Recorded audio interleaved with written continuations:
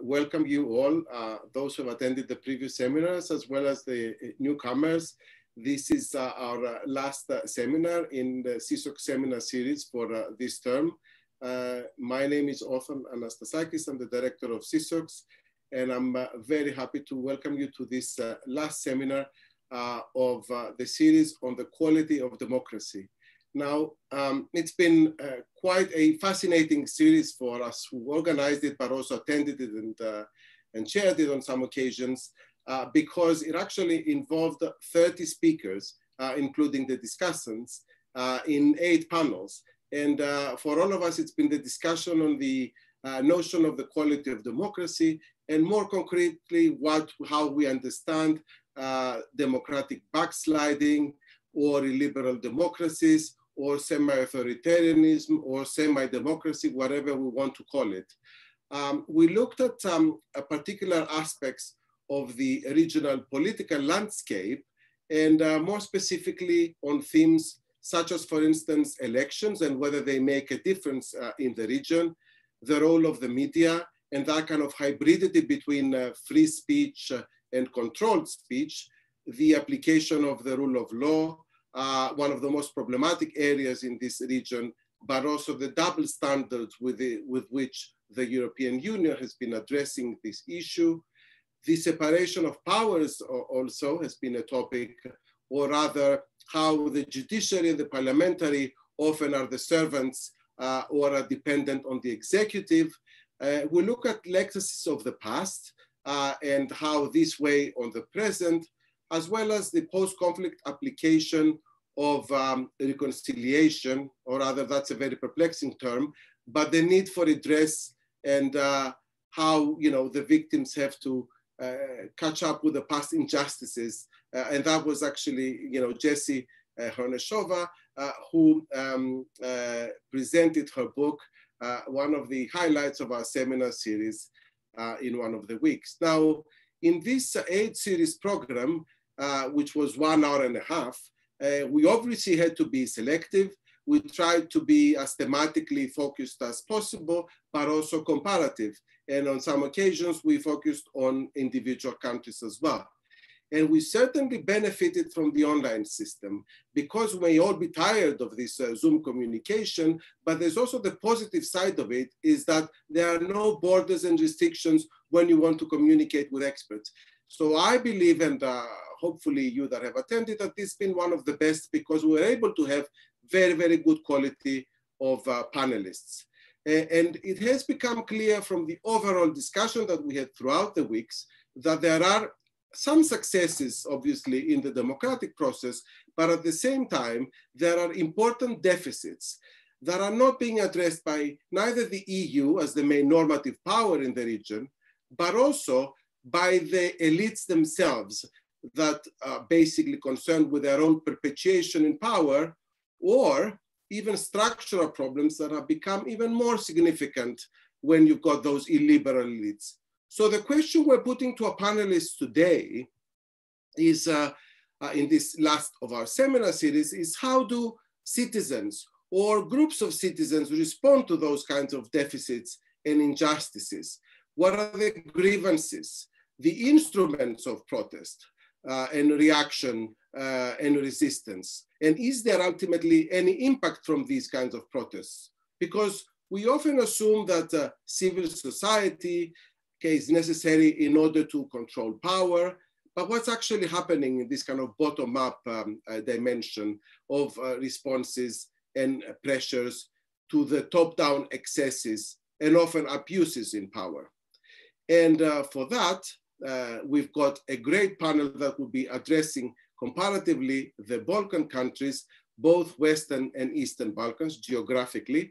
And we're starting first with Danijela Dolenec, who's an associate professor with the Faculty of Political Science at the University of Zagreb, and who has done a lot of work on comparative politics, protest movements.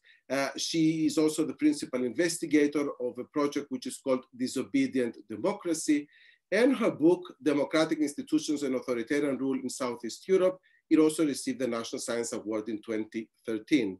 Danijela has also been to Oxford, so it's not the first time that we organize and we do a panel with Danijela. We're very fortunate to have her again.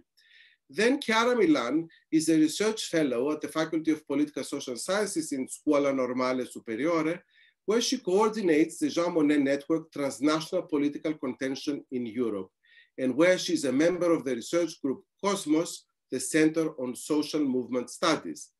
Chiara is also the author of the book Social Mobilization Beyond Ethnicity, Grassroots Movements and Civic Activism in Bosnia and Herzegovina.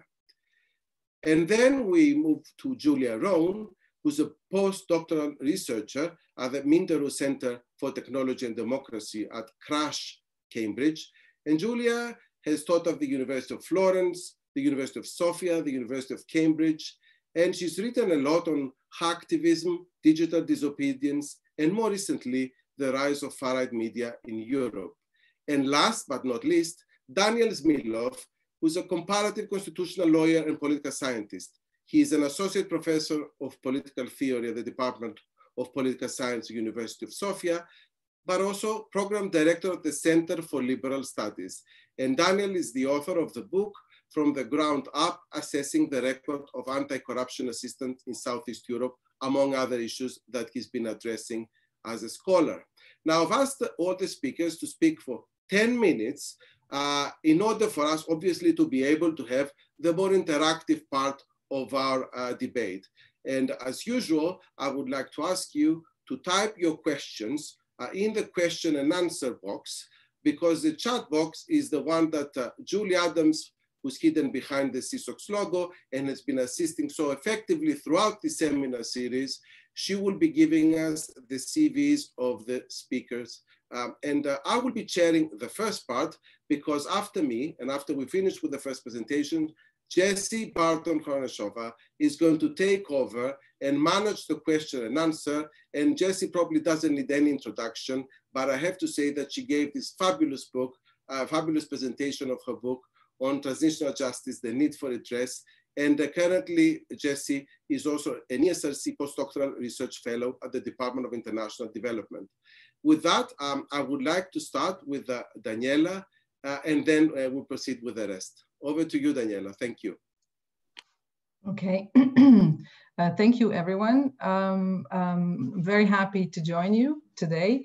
Thank you for the invitation and for the opportunity to have this conversation today. I hope everyone is hearing me well. My computer is telling me that, okay, it's good. So in the interest of time, I will show a few slides. It's literally 5 slides, just to kind of streamline my argument so that it's clear for everyone and hopefully useful for our conversation. So without further ado, I'll just share my screen with you. You should be able to see it now. I hope you do. Yes, we do. Okay, perfect. Okay, so this is just the introduction slide to say I'm at the right panel. Nothing more on this slide, but to say that I really thought about the question, do they have the impact? So what I want to use my 10 minutes for is really to speak about the different aspects of impact of protests in the Balkans. Hang on. So this is only a slide to say, as Othon just introduced me, I have been working, and now it's almost 5 years, on a project which is called Disobedient Democracy, which does look at other various aspects of what I would conceive as kind of bottom-up democratization processes in the region, but also comparative work that compares actually post-socialist countries to those of the south of Europe, which I think is something that's a kind of a productive way forward in terms of comparative studies. I'm a comparativist. But today, I focus on one aspect of what I see as kind of my research program, if you like, and which kind of, I think, links best to what this seminar series has been about. And that's the fact that within my research, I have been very motivated to investigate I mean, of course, there's a lot of, proper research, but there's also quite a lot of narrative about what the region of post-socialist Europe is like, and the Balkans in particular. And some of these narratives are old. I mean, they're from the 90s, and they kind of reappear every once in a while. And when we have crises, they also reappear more often. Some of them are about labor quiescence, so the patience or the fact that transformation to capitalism in the region has happened without labor resistance. Then there's a story that these countries are marked by weak civil societies, whatever that may mean, in terms of how civil society is defined, and also and that kind of stuff. And then illiberal societies, what is the distinction, or are we careful enough when we talk about the type of regime, the type of kind of challenges with respect to rule of law and so on, and how do we slip into ideas about these being illiberal societies as opposed to other societies being liberal. So all of these things, I think, in the light of everything that's happened in the region in the last 20 and more years, really does invite more investigation, more both in terms of kind of maybe optics, so perspectives, theoretical perspectives, but also really more empirical research. A lot of these are based on case studies of particular countries and periods, and I'm a very strong advocate of comparative investigation and kind of drawing lessons from that. So from there, I think that social movements can be perceived as important kind of counter spaces and resistance to what have been described as authoritarian tendencies and various types of democratic erosion. There also, there is of course democratic theory, which precisely says that the history of democracy was built through kind of democracy from below, struggle, and so on. And then there's also this argument that social movements and protest mobilization are actually important spaces of innovation in the region, and resistance, and also practices which go beyond liberal democracy. Let's put it that way. They're often critical of liberal democracy, and they kind of move a step forward. And I know what I'm saying to this audience is probably not all new, but I think it's important to kind of focus or to give perspective from.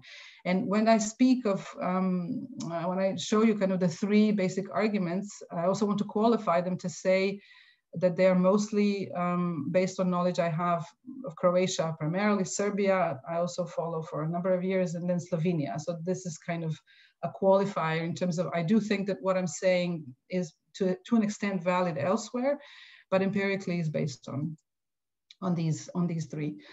So the rough map, so there's three aspects to what I want to say. The first one, impact of protest. So one, how do we, what can we say about mobilization leading to maybe organizational innovation or types of organizations appearing? Second, impact in terms of ideas, ideology, if you like, of these new left and new progressive movements. And then third is already an institutional impact if we call the party system an institution in terms of the electoral turn. So now enough time has passed that we're able to see there was the crisis, there was mobilization, there were new movements, but now we also are able to kind of record and investigate the electoral turn that has happened in these countries. So these are the three elements that I want to present. So the first one, what I mean, I think now we have both comparative and case evidence to argue that the Great Recession, so here I use the qualifier between 2008 and 2015, because for a number of countries, this was the period indeed where the kind of standard definition of recession in terms of negative GDP growth. And we have evidence that this did indeed spur contention, did spur various types of mass mobilization, spanning from labor unrest, mass mobilizations and strikes and protests, largely led by public sector unions, at least the massive. Also protests framed as anti-corruption, protests and new social movements, particularly focusing on the housing crisis and the debt crisis that was one of the kind of social distresses that followed the economic crisis in this region, in terms of both So debt related to mortgage debt, and housing crisis, basically meaning evictions and various other types of distress. Both of these, so housing and debt, we have in one of the papers that are now under publication, we looked at Serbia and Croatia in particular, the types of trajectories that social movements developed in this area. Then urban dispossession, also an important kind of node or hub of various types of social movements, where I think particularly important because they linked the current, the most recent crisis to the narrative that is very present in the region about the unjust privatization, which is really a misnomer for the sufferers of capitalist transformation, but generally it's perceived as unjust privatization. And I think that's the reason why a lot of the also more recent mobilizations, which focused on dispossession of the public spaces in the city, was very resonant, and it did lead to important social movements in the region, and then student movements as well. And why I have Flesher from Inaya here and her argument about debunking spontaneity is what I want to say is that although across the region, from Slovenia all the way to Romania, Bulgaria, and all of the Balkans, you had a lot of social unrest, and there was mass mobilization. But if looking from there to impact, it's very important to debunk some of the expectations that people have of mass mobilization, as if it can or will quickly lead to new forms of actors or new types of impact on social policy and so on. While indeed this is actually very importantly mediated, but by what I have on the slide described as the density of civic associations already present, by the types of organizations, the strength of both professional NGOs, and then the capacity of alliance building. So whether, for instance, non-governmental organizations have a history of collaboration with unions and union associations, this has proven to be very important in converting what looks like a spontaneous outburst of mass mobilization into something that are more lasting structures. And I think that, but if we would have time to look at in more detail, for instance, the trajectories of Slovenia, Croatia, and Serbia, we would indeed see that precisely kind of this density of organizational forms and already existing alliances are a part of the explanation of why some changes happened, more changes happened, for instance, in Slovenia and Croatia than indeed in Serbia. Regarding ideology, there's of course, a lot that can be said here. So these are strong simplifications for the sake of argument. Here, that I think that in contrasting Slovenia, Croatia, and Serbia, even though they were part of the same state, federation of Yugoslavia, actually since the 90s, kind of the history of what in political science we call cleavages, the structure of conflict was quite different in the three countries with respect to the state to which the previous regime was vilified, was equalized in the public discourse with something that's completely and utterly negative and cannot be restored and should not be restored in any form. And it is a difference both in kind, but also in degree. And I think here, for the sake of argument, let's focus on the degree and say that, for instance, in Slovenia, the obstacles to renewal of left ideas, even in their kind of Marxist, kind of strong Marxist form, were much lower than was the case in Croatia, while Serbia, on the other hand, different types of obstacles because of Milosevic's regime in the 90s. Anyway, so the renewal of left ideas, again, there is a similar trend across the region, but very different than manifestations, if you like, very different movements. You have student movements across the region, which I think is not a coincidence that happened in 2008, 9, and 10, because these were indeed generations, literally, new people and generations that had nothing to do with their life histories, had nothing to do with Yugoslavia. They were literally born after Yugoslavia. And I think that's an important kind of, temporally speaking, an important moment in which it's possible to reopen certain ideas and to put, push them into public discussion and public debate. Right to the city movements I've already touched upon. They happened everywhere, but to a stronger extent in Croatia and Serbia than elsewhere. And this has led to interesting combinations of kind of left and green ideas. So there is a time sequence as well. which is also not, I think, coincidental in terms of how new types of actors appeared, first in Slovenia, then in Croatia, and then in Serbia, and their kind of rate of conversion from from initial kind of broad social networks to movements, and then to now to political parties. There are interesting similarities here and differences. What they all share, and which is important for the main idea that we're discussing here, is that they have a strong commitment to democracy, and what all of their kind of not only their rhetoric, but their methods are very kind of democratizing. So they go beyond liberal democracy. They advocate direct democracy, deliberative democracy, various types of, democratic activism, if you like. And that's something that they share. And so finally, the electoral turn. This is the question of, as I said, kind of the conversion from the social to the political field, again, like simplifying things, and the introduction of some of the energy and the ideas that were originated in the social field, how it converts to the political party arena. And I think here I draw like the very standard idea from social movement studies that, of course, this was mediated by the rules, by the institutional rules, and more specifically, the openness to new challengers in the, again, three contexts that I look at.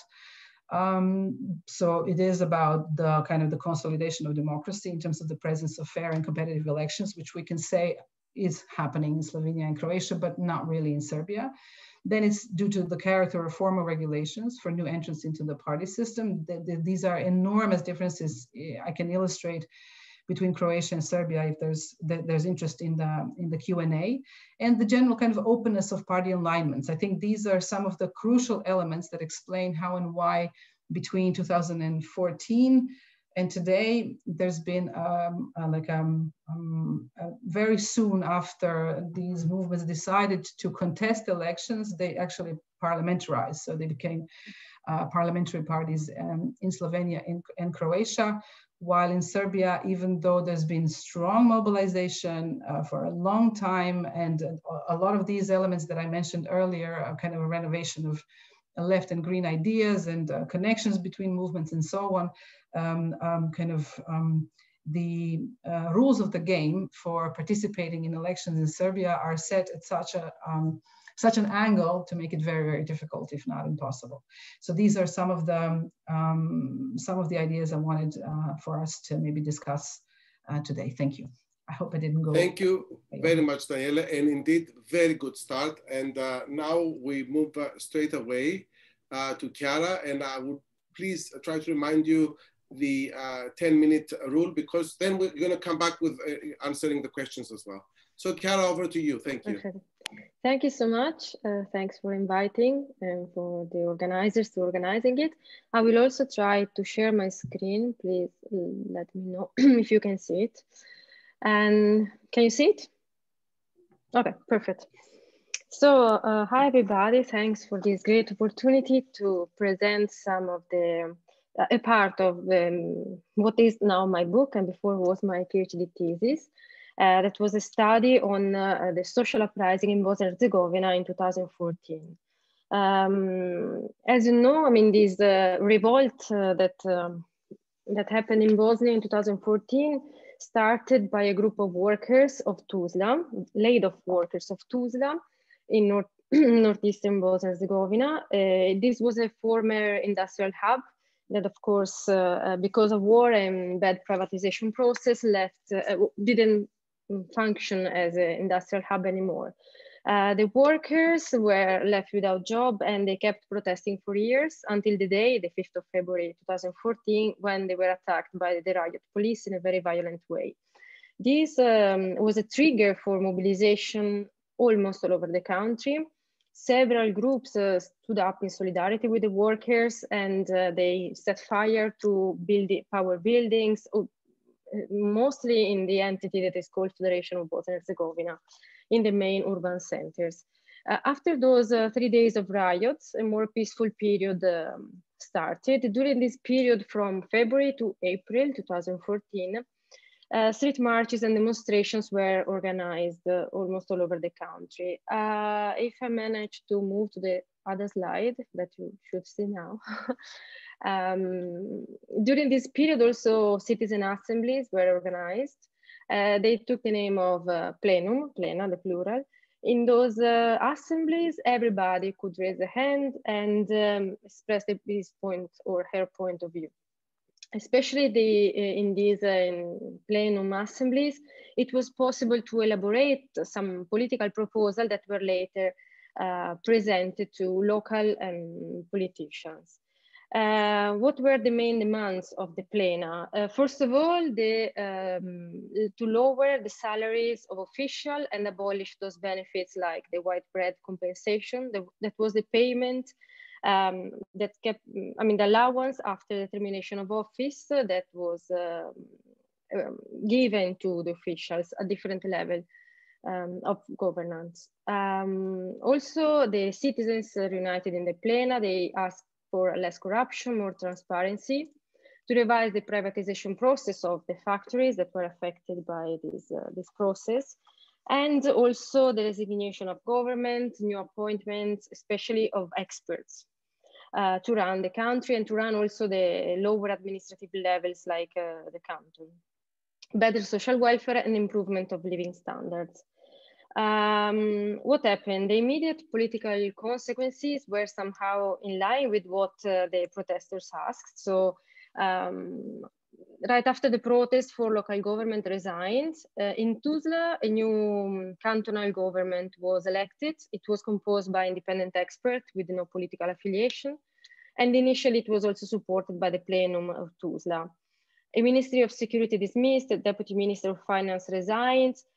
Some politicians declared that they will abolish this white bread allowance that was finally abolished at the state level, for instance, and in 3 cantons, but it is still in place in the main institutions, including the entities that are the parts in which Bosnia and Herzegovina is divided.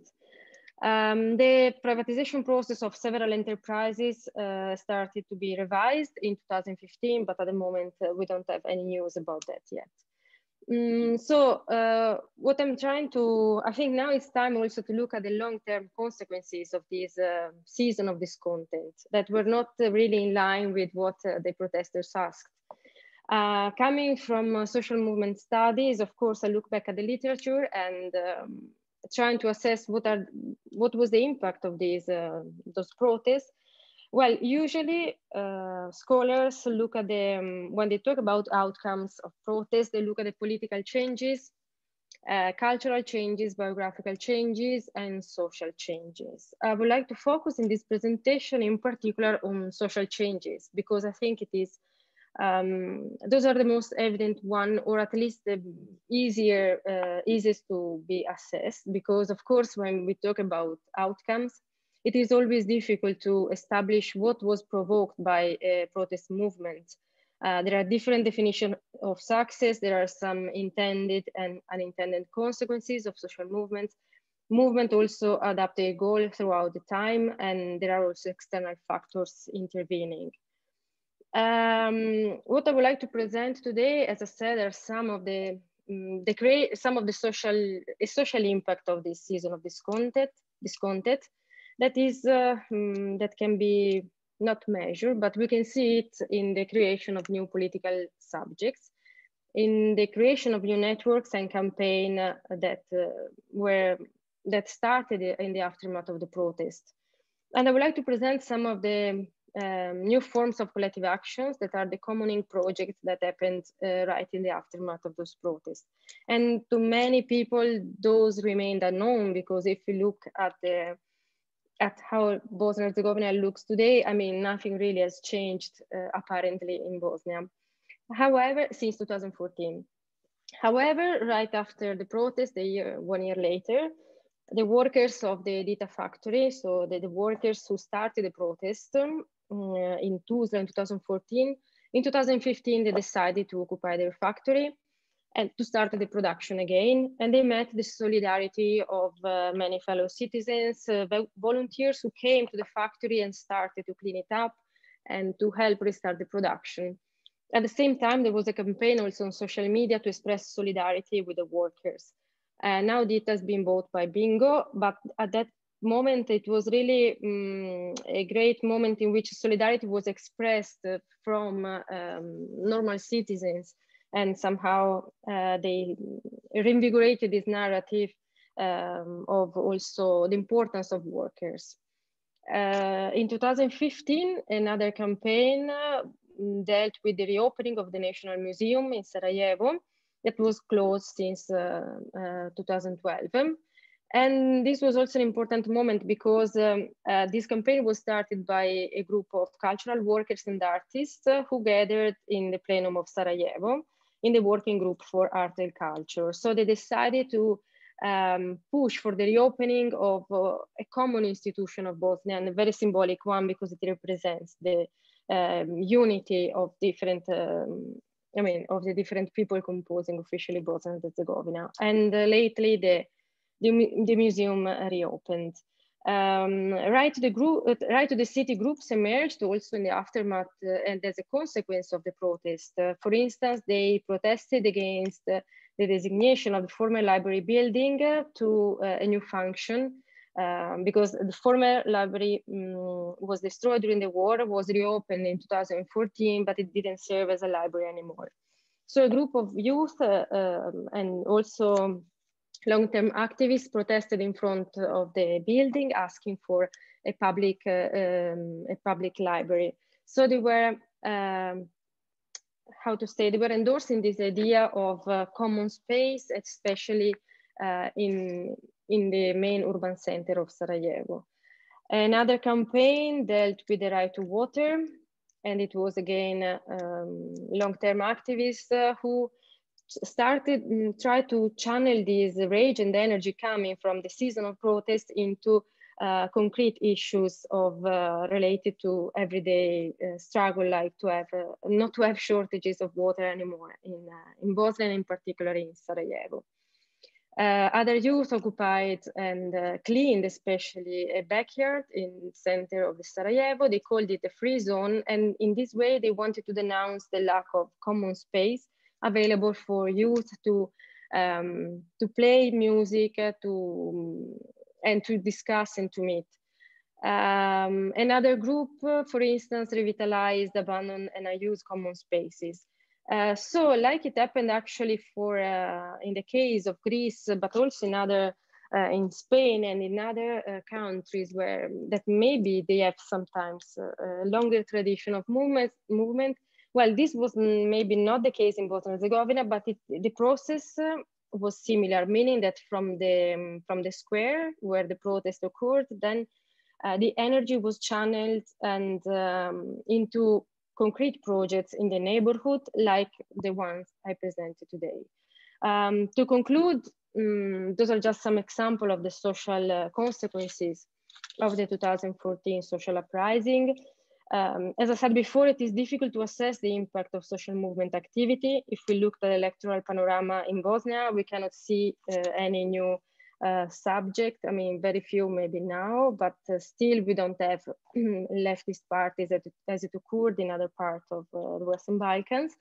However, there was a strengthening of networks, the emergence of new subjects, collective subjects, new solidarity ties amongst activists and amongst groups, and also the emergence of common practices that were not there before 2014. Yeah, at the political level, economic and also electoral one, we cannot say there was a meaningful change, but we can keep discussing about it later. Thank you so much. Thank you very much, Chiara, and also very original, because we need to think of Bosnia beyond the ethnic polarization and ethnic mobilization. So you did help us with that very much. Let's move now to Julia. Again, I'm reminding the 10-minute rule, please. Thank you. Yes, I have a clock behind me, which I hope will keep me disciplined. I will now try to share my screen. I hope you can see it. Yeah. Yes, we can see. Perfect. So it's actually very, very interesting to present after Danijela and Chiara, because I think a lot of what I will say enters in direct dialogue with what they said. And I would be also interested to hear their opinion, and then when we engage in dialogue, we can discuss a bit more what is common and what is different between these different country cases that we look at. So what you're seeing now is a picture from the 2020 protests in Bulgaria against the capture of the state. But the idea for this presentation actually, I think, dates far back. And it has to do with a book that I recently published, which is on contesting austerity and free trade in the EU. And in this book, basically, I tried to look at Southeastern Europe also in comparison and together with other corners of Europe. So I was trying to see how protests diffused between Southern and Eastern Europe during the period after the financial crisis. And I was really, really shocked and very, very impressed by actually the very notorious absence of diffusion of many trends related to austerity, economic protest, etc. Here I have a picture of Syntagma Square in Greece, in which protesters were replying to protesters in Spain who are teasing them, according to the urban legend, that they are not reacting to the very tough austerity measures. And when the Greeks went out to protest, they put on this poster which was saying, yeah, we have finally woken up. What time is it? It's time for them to go. And I found this really, really fascinating because there was very strong dialogue between, let's say, Southern Europe and between different countries in Southern Europe. But what was very absent from this dialogue was Southeastern Europe. And here I have a picture, I hope you can see. This is something that was called the March to Brussels. These were different Spanish activists who went from different corners of Spain to Madrid, and then some of them continued to Brussels. The most enthusiastic ones continued from Brussels further on. They reached Greece, and they stayed there. And for me, it was really fascinating that they never crossed the border, even though countries such as Bulgaria and Romania that were just over the border had equally tough austerity measures. And yet there was no communication there. And so what I want to talk in this presentation, and I promise that I will be brief, disciplined by the clock, is the impact of protests in terms of creating transnational networks, but also local networks. And in this respect, I will speak very clearly to what Chiara was just telling us about Bosnia. So I think I will very happily skip this slide since it was already mentioned. But what I want to focus in my presentation is precisely how did protests, and I will focus specifically on Bulgaria now, and we can discuss also Romania because it also featured in my book. But how did protests transform connections between activists in Bulgaria and other activists in different countries? First, and second, how these protests basically transformed local networks. And the impact there is quite problematic. And I find this important in several ways that I will discuss in the end. So I actually recently published a piece which was precisely on this topic. Why do activists in Western and Eastern Europe collaborate so rarely with each other? And there are different explanations. And I know that now I'm departing from the topic of the seminar, which is very clearly focused on Southeastern Europe. But I think it is really, really crucial that we think of transnational connections and we think of these protests together. Because what is happening in the southeast of Europe is not happening only there. We might have a very strong extent of illiberalism, etc. But when we think about economic reforms taking place, they are quite similar in very different parts of Europe. And so I think it makes sense to think of these regions together and to think of how protests and ideas and ideologies diffuse, since they are very connected. And I think if there is one appeal that I want to make in my presentation, it is to think of these regions together. But okay, so even if we try to think of them together, still there is not a lot of common action. And I have basically outlined here three, I think, very good reasons why this is the case.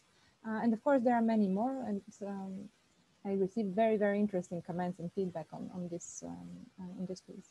But basically, the first reason is that protests, at least in countries such as Bulgaria and Romania, are quite often led by the liberal right. So I was very interested to hear about the revival of the left in the Western Balkans, and I think we can observe a very similar process in Bulgaria, but it is still quite marginal. The biggest protests in the country, including the 2020 ones, were led by Sofia's basically liberal right, and then spread to some other cities. So there is a very strong difference between the ideology in countries such as Bulgaria and Romania and the ideology in countries such as Italy, Spain, Portugal, where most of the protesters are actually left-wing. And this has a historical explanation. Here I'm quoting a very good article by Andrew Borbot and Teresa Gettler, who I think make the very obvious argument that in Eastern Europe we had protesters from the right opposing left-wing regime, while in Western Europe, in countries such as Spain, Italy, etc., we had left-wing protesters opposing a right-wing regime. So these are historical legacies that still matter. Even though, as Danijela said, and I absolutely agree with this, generational change happens, and we see a revival of the left now. Then there are, of course, structural factors. And this is where I think it makes sense to think of the EU or even Europe as a whole, because we see more and more these processes in which there is structural competition encouraged between different countries that prevents creating meaningful alliances between trade unions, for example.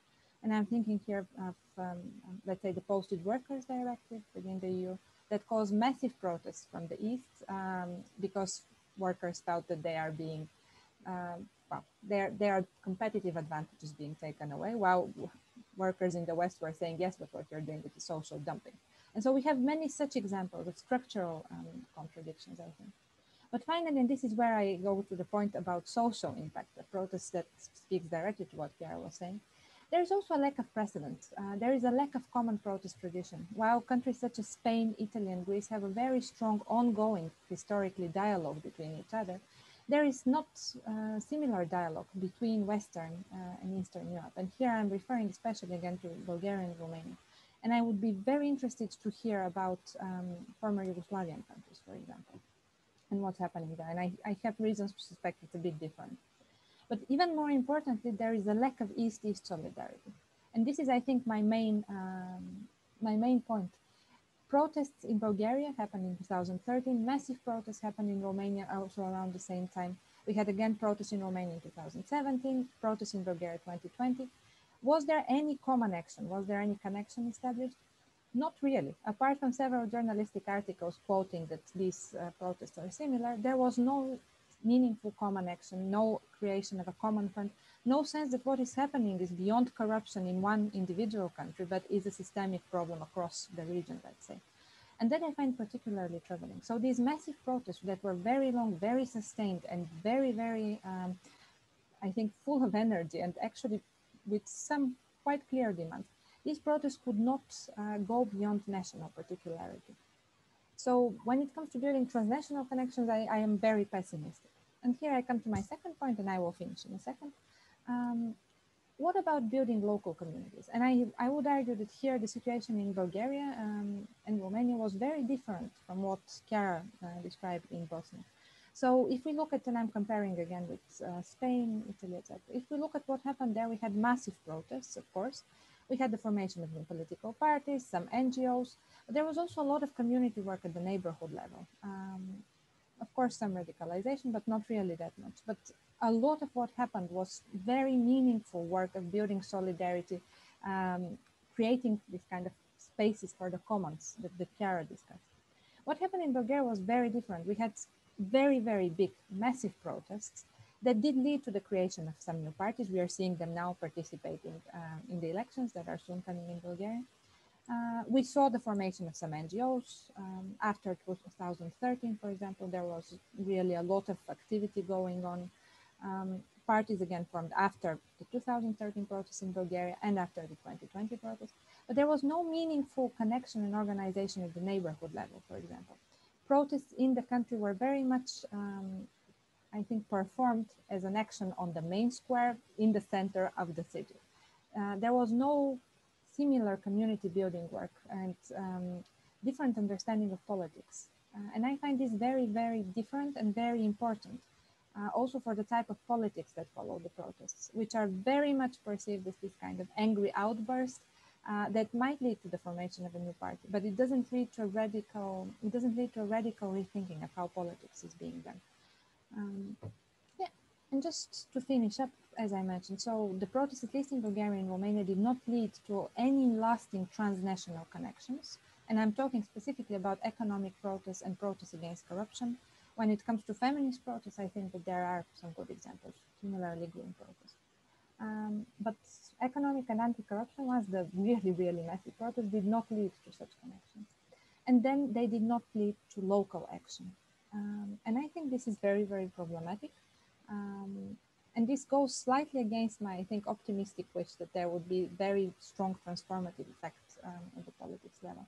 And I think that has also led to a lot of disillusionment with protests themselves. I think this is probably not generalizable. I suspect, and again, I would ask whether this is the case also in former Yugoslavian countries. And yeah, I want to maybe finish here and then open for discussion afterwards. There was a very good question on the European Union and its role. And I think one of the big problems of our latest protest was the expectation that there would be an intervention, divine intervention from European institutions, but not much effort actually to build activist alliances, which might have been more fruitful. So Thank you, Julia. We will deal with the questions later. That was excellent because it was good that you compared regions. And of course, we should not forget that right now protests are also happening in Greece against the pressure from, against police brutality. Protests happened a few weeks ago, even in Turkey, against illiberalism at the university level. So with that, I'm sure that Daniel will be also speaking to some of the points that you raised. Daniel, you've got 10 minutes, no more, because then we're gonna have a full half an hour for questions, please. So 10 minutes, please. Okay, so thank you very much. A lot has been said already, and thanks to Julia, she already brought the Bulgarian context. Well, I meant to give you some details about the protests from last year, but I'll be really brief. So these, in essence, were anti-corruption protests.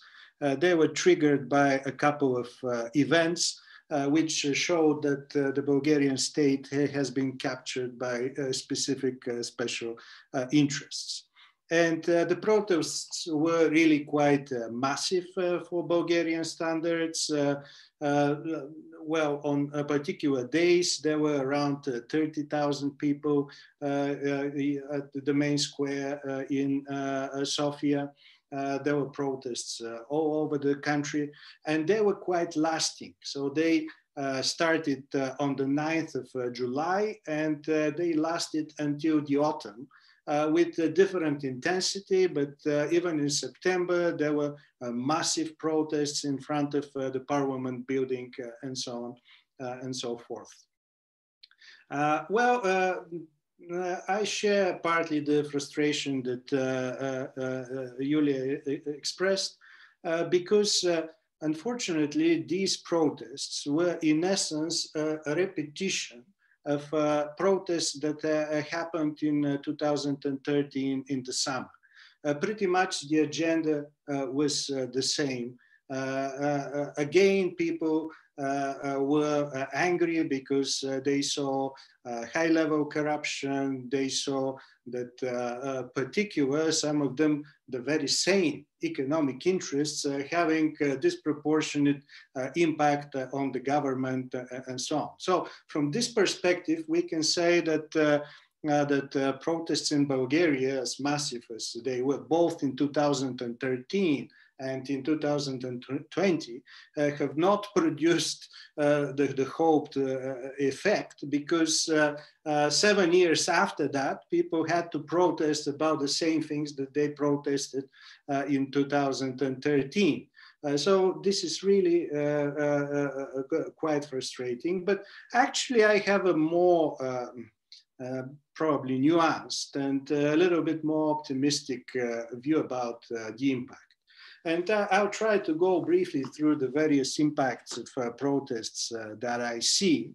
And we'll try to come up with some overall conclusion. By the way, at the Center for Liberal Strategies, we did a comparative project covering protests in 6 countries in 2016. I'll share with you the report afterwards. And it has also some interesting generalizations about the impact of protests. I'm not going to go through that, but I'm just flagging it here as an available source. So what are my conclusions about the impact of the protests from last year? It is true that first they didn't bring down the government. They came very close to bringing down the Bulgarian government, and in early September, actually Borisov was seriously considering his resignation. He was forced to sack actually 3 key ministers. So this was a direct impact of the protests. And even he made a statement that after the parliamentary elections, which are going to be held now in a month, actually, on the 4th of April, that he's going to step back and not going to be prime minister. Okay, this was a statement that he made in the summer of 2020. Maybe he has already forgotten about it, but anyhow, one of the direct impacts were these resignations of ministers and the statement that Borisov, the Bulgarian prime minister, is going a little bit like Angela Merkel to, in fact, to leave very active politics, or at least not to be prime minister. We'll see how this is going to turn out, whether he meant it seriously or he just wanted to diffuse the pressure, the public pressure that the protest generated. Well, the government was skillful enough through various tricks, including the discussion of a new constitution and so on and so forth, to somehow calm the situation down. And we didn't end up with preterm elections. Actually, the government survived until the normal elections, which, as I said, are going to be held in a few weeks. So that's the first direct impact of the elections, of the protest. The second impact, of course, was on the party system, the emergence of new parties, and so on and so forth. I'm not going to enter into details to explain who is who and what kind of parties are going to emerge. But as posters tell us, there is a very high likelihood that we're going to have at least 3 new parties in the next parliament. So if the situation stays like that, this will be quite a major kind of change to the current structure of representation. Well, major change probably is an overstatement, because Bulgaria has been used to quite high electoral volatility and the emergence of new political players. So this will not be something exceptional by Bulgarian standards, but still we can argue that one of the direct impacts of these protests is a kind of some significant change of the political structures of representation.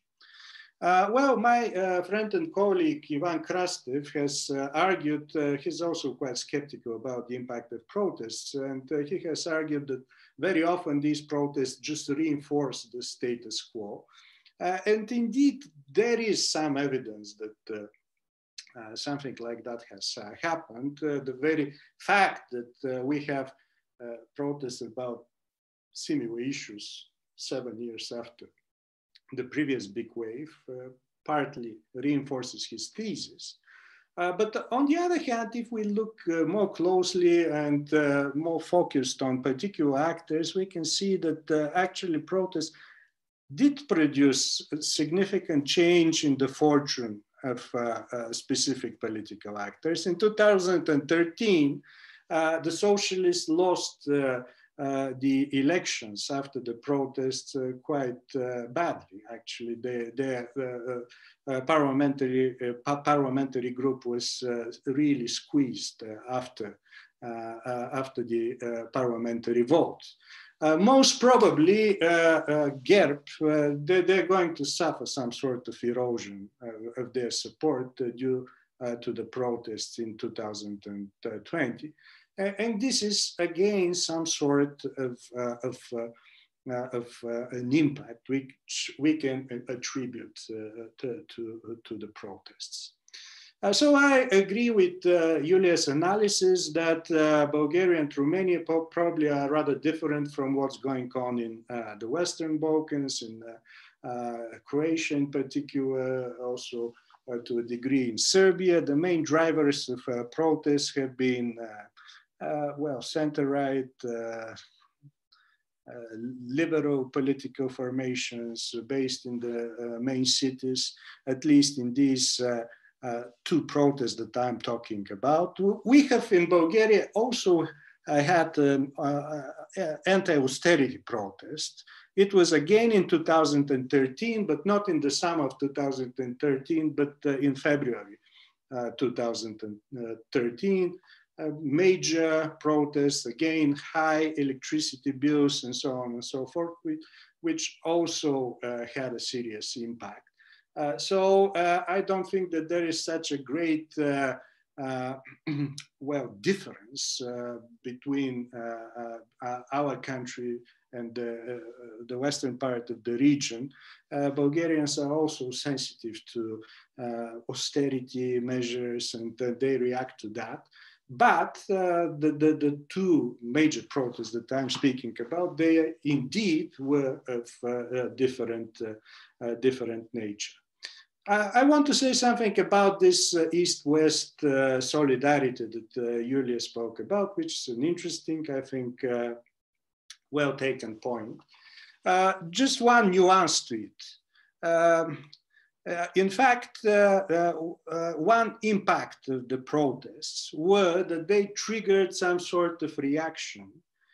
It's true, not at the grassroots levels, not at the level of protesters and so on in the West. But in the case of Bulgaria, we had a very strongly worded resolution by the European Parliament. And this resolution was about corruption and the lack of rule of law.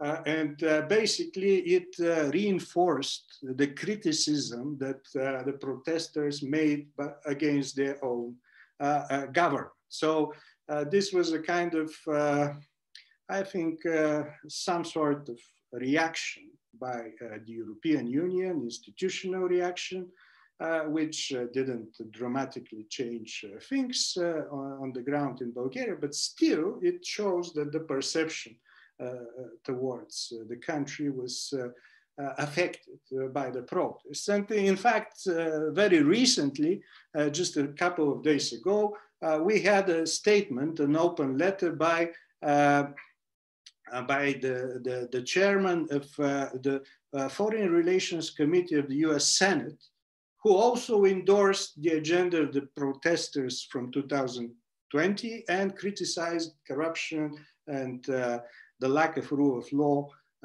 in Bulgaria. So that's a US, even transatlantic response, partly triggered by these social protests. So all of these are some sort of impacts. But I want to finish with one distinction that we made in the report that I mentioned from 2016. And maybe it's... 1 minute, Daniel, 1 minute more. 1 minute, just 1 minute. The distinction is between transformative protests and corrective protests. So the protests that I'm speaking about are more a corrective type of protest. So they don't have a different grand vision about capitalism or a major change of liberal democracy. They just want to correct certain deficiencies that they see in the functioning of liberal democracy in a specific country. And maybe this explains why there is no such great cooperation between different countries, because although in Southeastern Europe we're in the same hospital, it doesn't mean that we're suffering from exactly the same disease. So there might be different types of illnesses that we are affected by. And so I'm just putting this on the table as possible explanation for the lack of solidarity that Julia mentioned. I end up here. Thank you very much. Thank you, Daniel. That was exquisite. And now over to Jessie. She has a full palette, very colorful, for questions and answers. Jessie, over to you. Thank you very much, and thank you to all the presenters. It's good to be online with you again. We already have